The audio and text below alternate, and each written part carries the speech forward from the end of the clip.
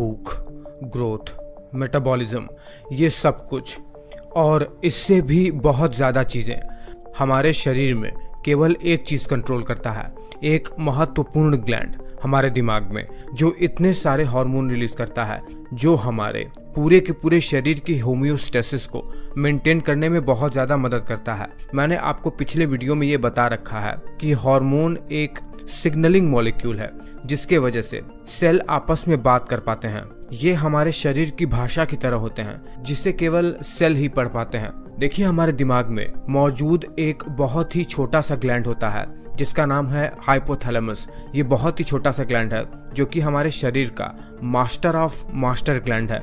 यानी यही हाइपोथैलेमस हमारे दिमाग में मौजूद पिट्यूटरी ग्लैंड, जिसे हिंदी में पीयूष ग्रंथि कहते हैं, उसे कंट्रोल करता है। पहले इस हाइपोथैलेमस से हार्मोन रिलीज होगा जो जाकर पिट्यूटरी ग्लैंड को स्टिमुलेट करेगा शरीर के बाकी के महत्वपूर्ण हार्मोन को रिलीज करने के लिए। अब मैं ये सोच रहा हूँ जब ये इतना ज्यादा इम्पोर्टेंट है तो मेरे चैनल पर इसके बारे में डिटेल जानकारी ना हो, ये बिल्कुल भी सही बात नहीं होगा। तो जितनी भी जानकारी मैं जुटा पाया हूँ उतना आज आपको बहुत ही अच्छे तरीके से ये जानकारी मैं डिलीवर कर देता हूँ। देखिए, हाइपोथैलेमस, पिट्यूटरी दोनों ही आपस में जुड़े रहते हैं। दोनों के एक्सिस से ही हार्मोन का रेगुलेशन होता है और हार्मोन दूसरे ग्लैंड को जाकर एक्टिवेट करते हैं। हाइपोथैलेमस जो कि पिट्यूटरी के एंटीरियर पार्ट से ब्लड वेसल से जुड़ा रहता है और पिट्यूटरी का पोस्टीरियर पार्ट हाइपोथैलेमस से नर्व के थ्रू जुड़ा रहता है। अब देखिए, हाइपोथैलेमस में दरअसल स्पेशल किस्म के 11 न्यूक्लियस होते हैं। न्यूक्लियस मतलब न्यूरॉन के सेल बॉडी के कलेक्शन को कहते हैं। हाइपोथैलेमस के ये जो न्यूक्लियस हैं वो स्पेशल किस्म के न्यूरॉन न्यूरो एंडोक्राइन सेल से बने हुए होते हैं। यही स्पेशल किस्म के न्यूरॉन से बने हुए ये 11 प्रकार के न्यूक्लियस आप अपने स्क्रीन पर अभी देख सकते हैं।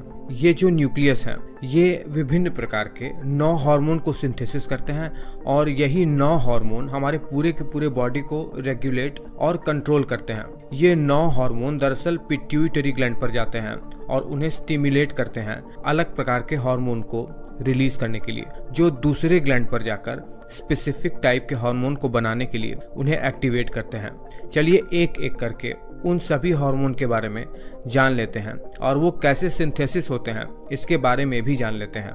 जो सबसे पहला और इम्पोर्टेंट हार्मोन हाइपोथैलेमस सीक्रेट करता है उसका नाम है थायरोट्रोपिन रिलीजिंग हार्मोन। बहुत ही ज्यादा इंपॉर्टेंट हार्मोन है ये, जो पिट्यूटरी ग्लैंड के एंटीरियर पार्ट को स्टिमुलेट करता है थायराइड स्टिमुलेटिंग हार्मोन रिलीज करने के लिए, और बाद में यही थायराइड स्टिमुलेटिंग हार्मोन जाकर थायराइड को स्टिमुलेट करता है थायराइड के T3 और T4 हार्मोन को रिलीज करने के लिए। अब देखिए, ये थायरोट्रोपिन रिलीजिंग हार्मोन एक पेप्टाइड हार्मोन है।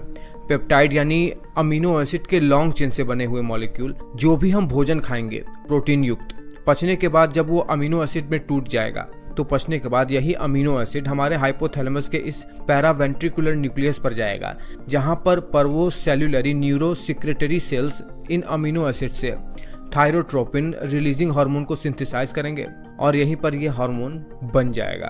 दूसरे प्रकार का जो स्पेशल हार्मोन है जो हाइपोथैलेमस निर्मित करता है उसका नाम है कॉर्टिकोट्रोपिन रिलीजिंग हार्मोन। यह भी एक प्रकार का पेप्टाइड हार्मोन है जो कि हमारे शरीर में मौजूद अमीनो एसिड जो कि प्रोटीन के सरल स्वरूप होते हैं उनसे मिलकर बने हुए होते हैं। हमारे हाइपोथैलेमस के पैरावेंट्रिकुलर न्यूक्लियस में अमीनो एसिड से ही इसका सिंथेसिस होता है और सिंथेसिस होने के बाद ये सीधे ब्लड में जाकर रिलीज होते हैं, जहां पर एंटीरियर पिट्यूटरी ग्लैंड को ये स्टिमुलेट करते हैं एड्रीनोकॉर्टिकोट्रोपिक हार्मोन रिलीज करने के लिए, जो एड्रीनल ग्लैंड पर जाकर उन्हें स्टिमुलेट करेगा कॉर्टिसोल और बाकी के हार्मोन को रिलीज करने के लिए।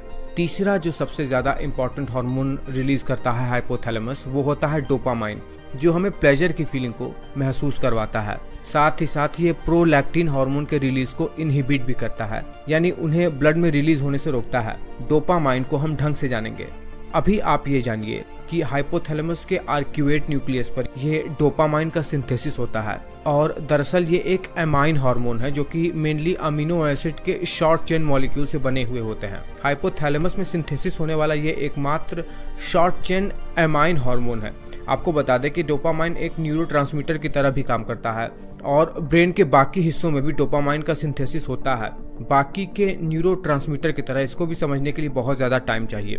चौथे प्रकार का जो हार्मोन हाइपोथैलेमस सीक्रेट करता है वो होता है ग्रोथ हार्मोन रिलीजिंग हार्मोन, जो कि एक पेप्टाइड हार्मोन है। ये अमीनो एसिड से ही बनता है।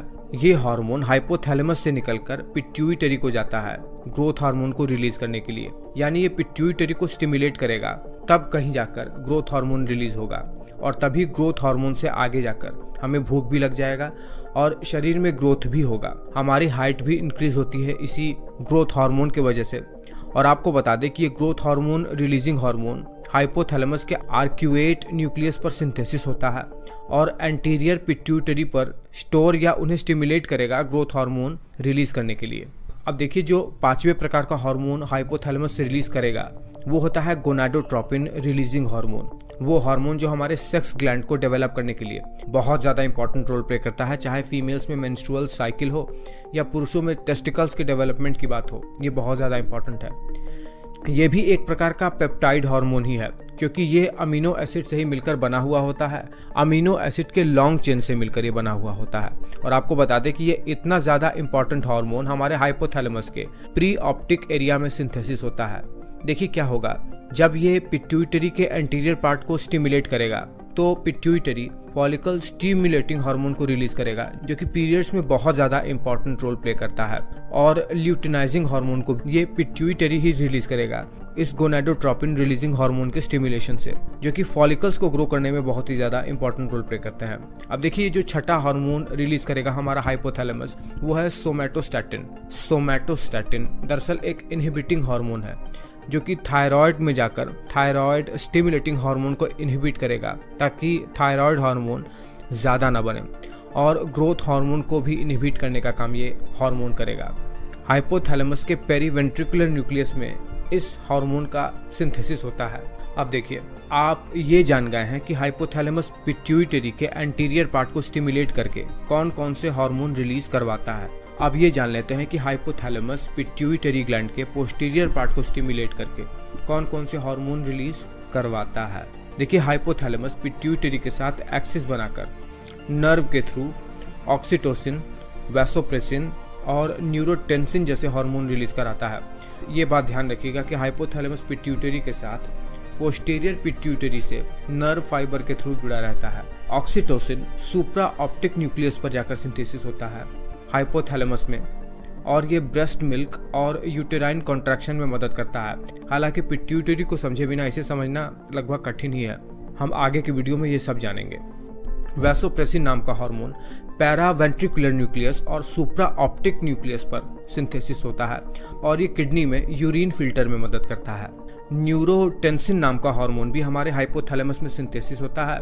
खास बात यह है कि न्यूरोटेंसिन हार्मोन शरीर के बाकी हिस्सों में भी बनता है, और ये न्यूरोटेंसिन हार्मोन का काम हमारे भोजन में जो हम फैटी एसिड खाते हैं उसको सेल में अपटेक करना और मास्ट सेल से हिस्टामिन रिलीज करना, साथ ही साथ हमारे ब्रेन में जो बाकी के न्यूरोट्रांसमीटर जैसे डोपामाइन, गाबा या ग्लूटामेट, उनको ये मॉड्यूलेट करने का काम भी करता है। ये न्यूरोटेंसिन हार्मोन एक पेप्टाइड हार्मोन है। तो कुल 9 हार्मोन को बहुत ही शॉर्ट में जानने का प्रयास किया है हमने। जब हम पिट्यूटरी समझने लगेंगे तो ये हमें पूरी तरीके से समझ में आ जाएगा। फिलहाल इस वीडियो पर आप अपनी प्रतिक्रिया देना बिल्कुल भी मत भूलिएगा।